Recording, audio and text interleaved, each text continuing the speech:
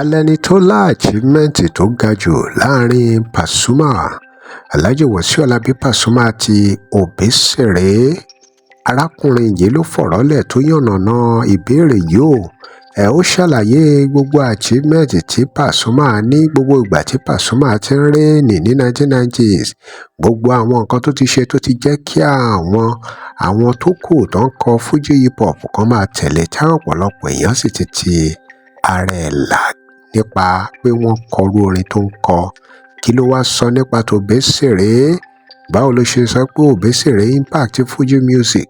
Ẹ̀yin èèyàn wa, arákùnrin yìí tú ọ̀rọ̀ kalẹ̀ ó yànnàná ọ̀rọ̀ ó ṣe clarification tó lágbára ta nínú àwọn méjèèjì ló wá sọ wípé impact wọn lágbára, èpè iṣẹ́ wọn nínú Fuji music ipò gàgàrà ìwo nínú wọn. Ẹ gbọ́ ohun tó sọ. Achievement bàbá onípátá àti achievement Alhaji Wasiu Alabi Pasuma, wọ́n ní gímú jìnnà sórí, ó yẹ jẹ́ ká tiẹ̀ yànnàná achievement wọn. Okay, Alhaji Wasiu Alabi Pasuma is the only Fuji artist tó blow ní 90s, ní early 90s.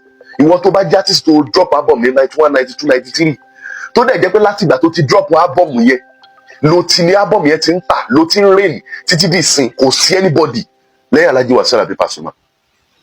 Àwọn tó bá drop album ní 92 yẹn gan, album wọn ò tà, bóyá bíi late 90s l'album wọn ṣẹ̀ṣẹ̀ ń tà.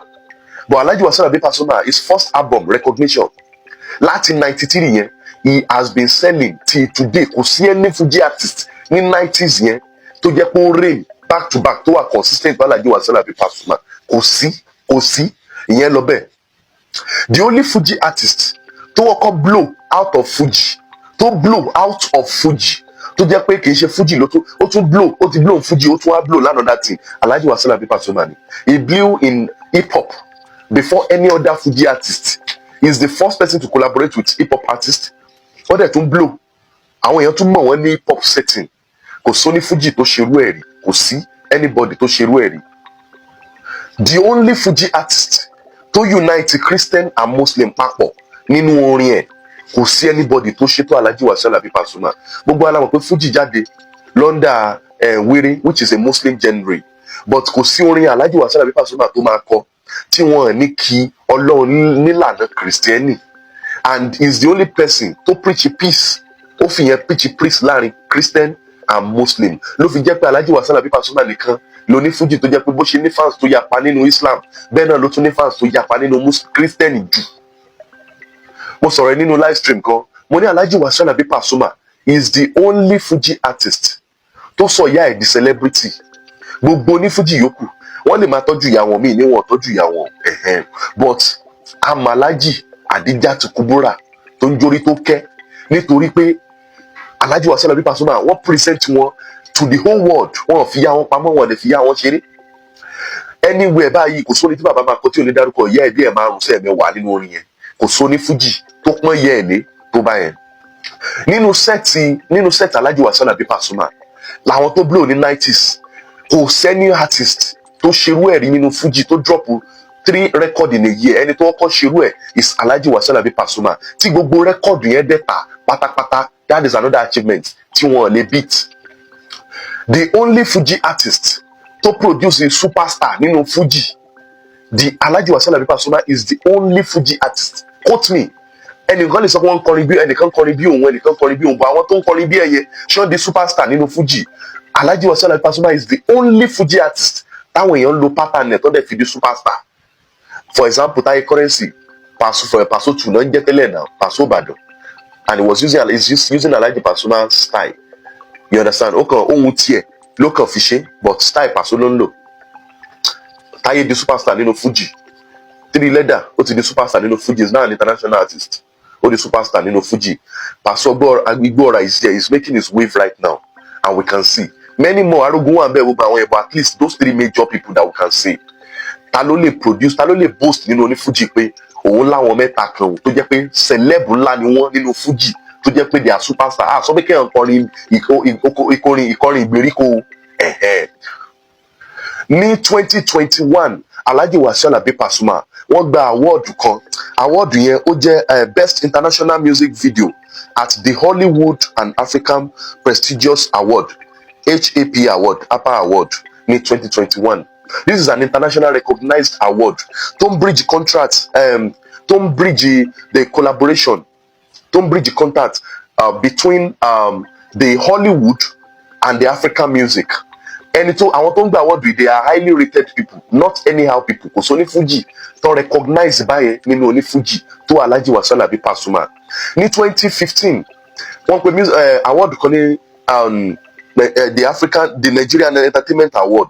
Ẹ lọ wo history Nigerian Entertainment Award yẹn, kò sí àwọn tó máa ń gba àwọn hip hop artists níbi Fino Olamide nǹkan kò sẹ́nibọ́dì tó tún tó gbárí nínú fújì.